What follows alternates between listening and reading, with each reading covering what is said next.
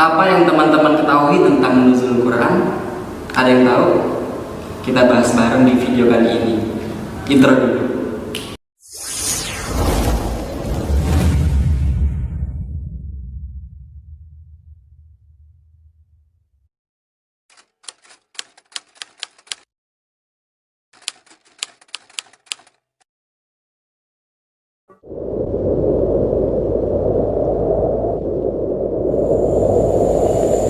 شهر رمضان الذي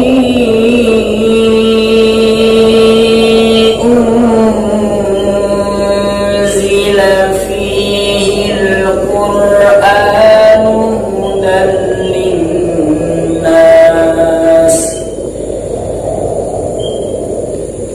هدى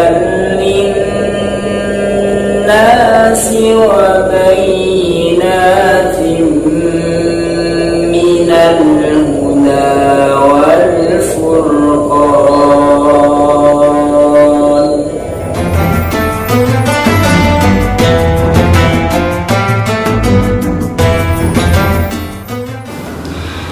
Assalamualaikum warahmatullahi wabarakatuh. Waalaikumsalam warahmatullahi wabarakatuh. Alhamdulillah, kembali lagi dengan saya di Gurau di YouTube channel. Kali ini saya bersama Mas Alif lagi. Jadi ini sebenarnya waktunya kondisional. Kadang Mas Alif ada, kadang Mas Taufik ada. Ya sebenarnya yang menjadi menjadi narasumber yang dua ini sebenarnya. Cuman waktunya kondisional. Kadang Mas Alif, kadang Mas Taufik. Ya seperti itu Mas. Nah, gimana kabarnya teman-teman? Alhamdulillah sehat, puasa lancar, dan tarawihnya juga jangan lupa tetap diterapkan, tetap dijalankan ya, karena hari ini sudah memasuki puasa ke-15 yang nanti malam tarawihnya ke-16 seperti itu. Nah untuk itu jangan sampai lengah di pertengahan, karena sudah hampir kita menuju ke hari kemenangan, yaitu hari raya Idul Fitri. Oke, sebentar lagi Lebaran. Makanya biar kalian puasa, ayo kejar pahala sebanyak-banyaknya dengan mengharap ridha Allah Subhanahu wa taala. Oke, sebelum kita melanjutkan ke tanya jawab seputar kegiatannya di bulan Ramadan, alangkah baiknya dukung channel ini dengan cara klik like, dislike boleh, komentar, serta subscribe, dan jangan lupa juga share ke teman-temannya biar video ini tidak berhenti di pertengahan, artinya jalan seperti itu. Selama itu bermanfaat, kenapa tidak di bulan Ramadan seperti itu. Baik, kalau sudah kita langsung ke Mas Alif ya, tentang sesi tanya jawab. Mas Alif ini kan sudah masuk ke 15 ya, puasa ke-15, besok 16 dan 17 ya. Nah yang saya tahu itu tanggal 17 itu bulan tanggal nuzul Quran, tanggal dimana Al-Quran itu diturunkan seperti itu. Nah ini kan banyak teman-teman yang nggak tahu nih Mas Alif tentang nuzul Quran itu bagaimana, dan arti nuzul Quran pun kita kadang tidak paham. Baru kalau turunnya Al-Quran anak-anak paham. Ini kan agak ke barat-baratan, agak ke arah-arapan. Mungkin Mas Alif bisa dijelaskan sekilas walaupun nggak terlalu banyak tentang nuzul Quran itu bagaimana.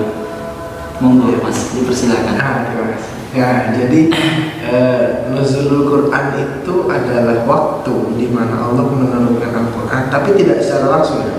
Iya.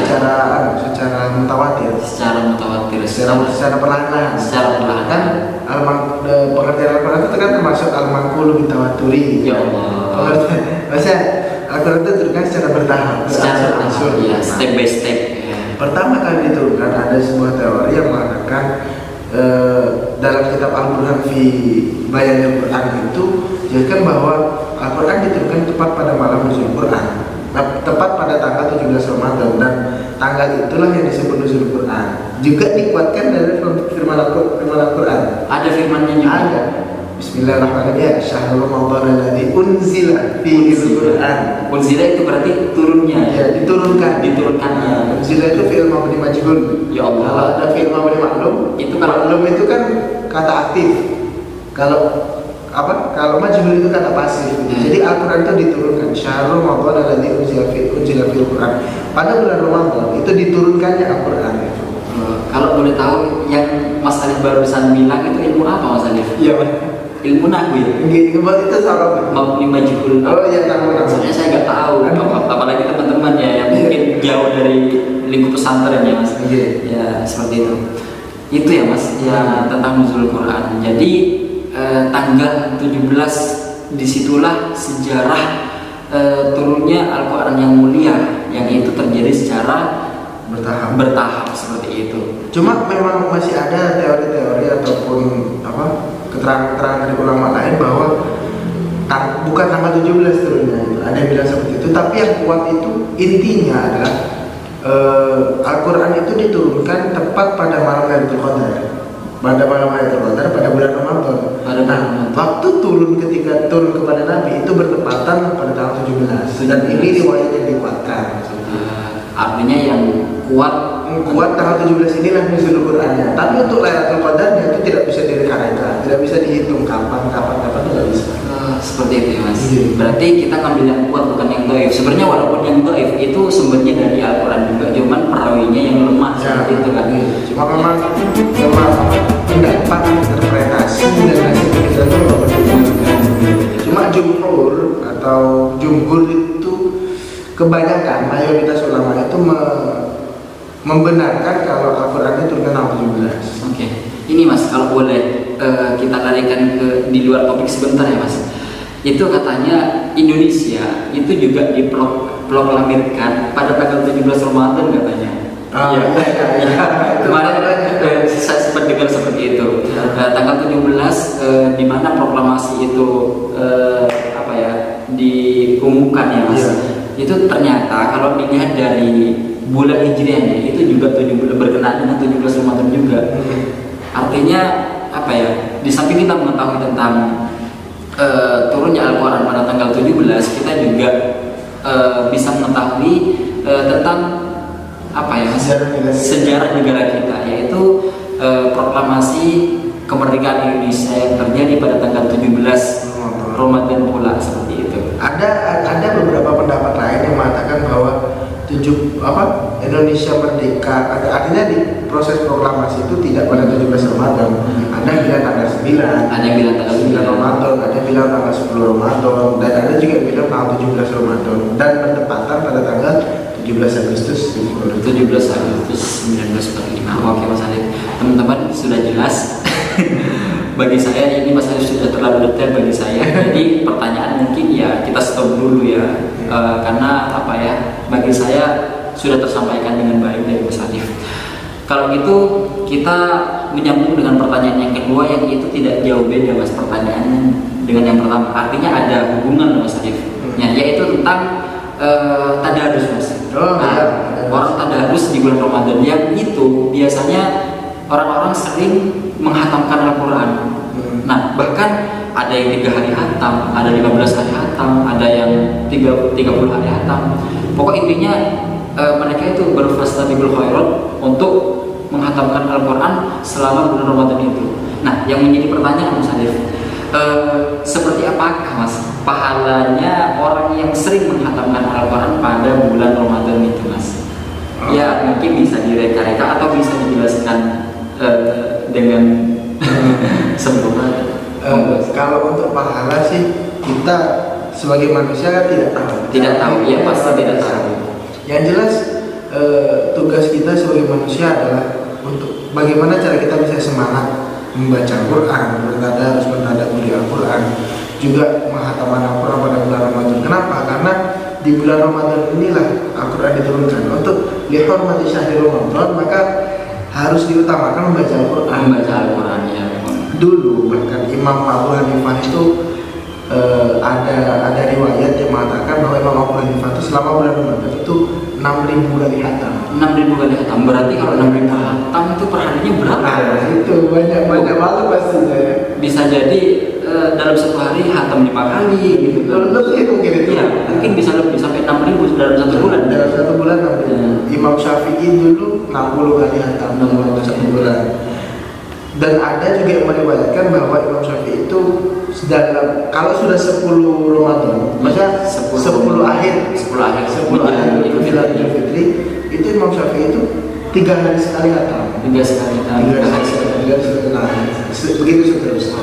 Makanya bulan Ramadan itu dengan apa ya, ada bahasa lain bulan Al-Quran ya, Ya, membahasakan bulan Al-Quran, bulan suci, bulan penuh kedamaian dan seperti itu.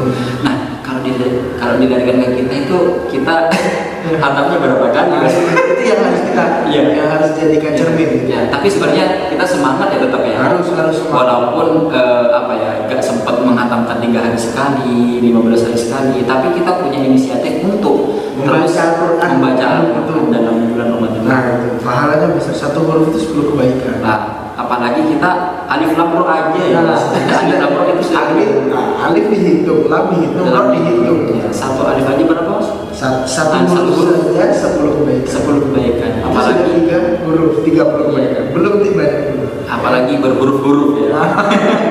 Seperti itu. Oke teman-teman, itulah mulianya Al-Quran di bulan Ramadan. Makanya yang mungkin teman-teman jauh dari Al-Quran, ayo kita dekatkan. Yang mungkin belum apa ya, belum ada petunjuk, ayo kita dekatkan sama orang-orang yang sering tadarus. Mungkin di sana kita bisa terbuka dan akhirnya kita membaca juga seperti itu. Oke, mungkin itu saja ya teman-teman. Dari pertanyaan pertama dan kedua itu bagi saya sudah sempurna banget.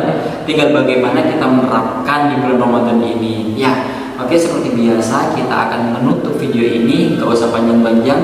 Istiqomahkan 2 pertanyaan setiap kali kita record ya. Untuk menutup video ini, seperti biasa kita mendengarkan tentang keutamaan ibadah sholat tarawih yang ke-16 nanti. Monggo Mas Alif dipersilahkan, Mas. Jadi keutamaan sholat tarawih di malam ke-16 itu adalah dijaminnya manusia-manusia, orang-orang mukmin ini terjaga dari api neraka dan dijaminkan surga baginya. Dijaminkan surga. Dijaminkan untuk dijaga dari api neraka dan dijaminkan juga untuk dimasukkan ke dalam surga. Berarti dua-duanya ya, Mas. Nah, sudah ada. Anggaplah kalau dijamin itu sudah fix Ya. Terhindar ya. Tapi yang menjadi garis bawah itu kita mukmin dulu. Nah, kita mukmin dulu. Seperti yang saya jelaskan di video yang kemarin itu, kita harus paham membedakan antara mukmin sama muslim. Ya. Kalau mukmin itu sudah tentu muslim, kalau muslim belum tentu mukmin, seperti itu. Jadi kita harus mukmin dulu untuk mendapatkan pahala itu. Ya, Mas. Oke, itu saja. Dan sebelum kita menutup, ayo kita kan ganti narasumber. Tolong juga di follow IG-nya Mas Alif, nanti saya cantumkan ya, Mas. Ya, seperti biasa Mas Taufik sudah dicantumkan juga di sini. Oh iya. Oke. Biar apa? Biar kita juga dapat pahala-pahala lebih, artinya dapat ilmu-ilmu baru mungkin di IG-nya Mas Alif, atau kita bisa akrab dengan beliau. Siapa tahu kita bisa ta'arufan gitu. Dan siapa tahu juga bisa lebih kepada hati bagi kaum-kaum perempuan. Karena ini masih jomblo. Oke teman-teman, itu saja. Terima kasih sudah nonton. Ya, doakan semoga video ini tetap berlanjut ke malam 30, ke ibadah tarawih yang ke-30, seperti itu. Teman-teman semangat. Akhir kalam, wassalamualaikum warahmatullahi wabarakatuh. Waalaikumsalam.